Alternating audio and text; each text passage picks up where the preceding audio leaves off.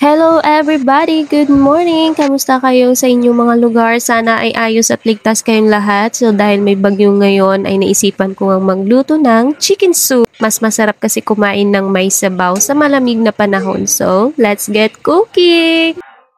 At nang mainit na nga yung mantika ay ginisa ko na rin una yung luya, sunod naman sibuyas, bawang at kamatis. At pagkatapos nilagay ko na rin yung manok.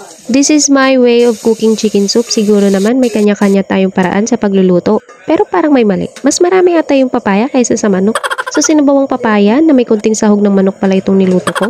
Ganito kasi yon, yung nabiling manok, isakto lang talaga para sa aming dalawa. Isaktong dito kakain sila ate at kuya in-laws, sakop na sila syempre. Kaya ko nga dinamihan ng sabaw para sabaw pa lang, busog na. Ay papaya pa lang, busog na.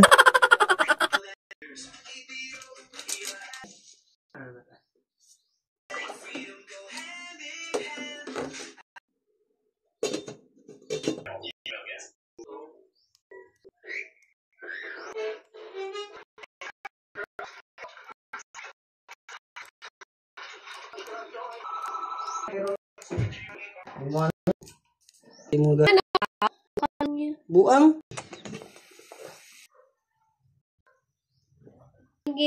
And here it is, my own version of cooking chicken soup. Yummy!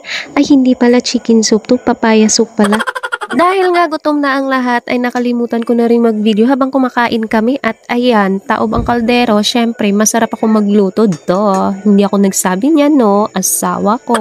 Mag-ingat po tayong lahat sa bagyo, lalo na sa mga tinamaan at napinsala ni Upong. God will provide and God is in control. Huwag po tayo mawalan ng pag-asa. Thank you for watching my cooking vlog. Bye!